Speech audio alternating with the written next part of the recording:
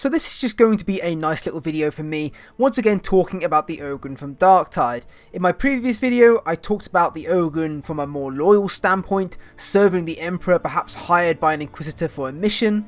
But after a comment from the Orc, you really got me thinking, as you pointed out that it will most likely be a slave Ogryn we're seeing, and after some reflection and digging up more information, I think that's entirely right. A few months ago, Games Workshop did actually show off some slave Ogryns for Necromunda, and they're unlike anything we've seen before, and very recently they've been put on pre-order on Games Workshop's website, and I took it upon myself to inspect these guys a little bit more clearly.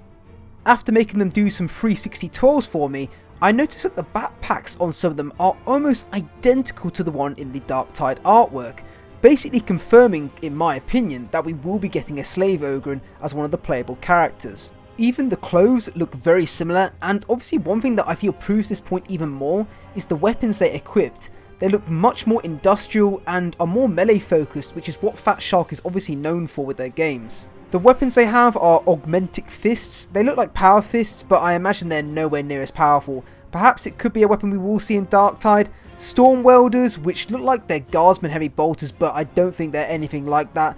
They are a ranged weapon. It's definitely not the weapon we've seen in the artwork though, as that looks more like it has a longer barrel, which after looking into could be a rivet gun.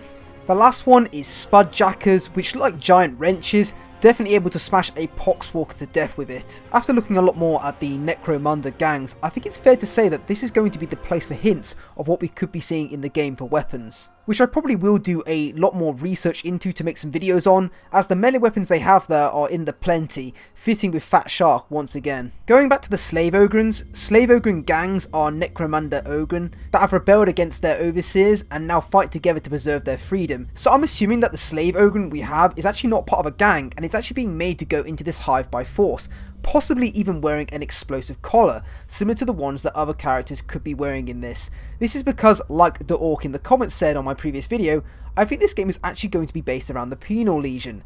I'm going to make another video talking about this, but the small story is, these guys are criminals and are being sent into the hive by force. Anyway, that is where I'm going to tie up this video. I don't want to take any more of your time, but I have to say, I think we 100% have a slave Ogryn, and these pictures, in my opinion, sort of confirm it. But let me know what you think in the comments. Even as I speak, I'm reading and learning a bit more, and now I feel I even know what the guardsmen in the trailer are. Savlar Chem dogs. I could be saying that wrong, but I'll talk about that later as well. But thanks for watching, and I'll see you next time.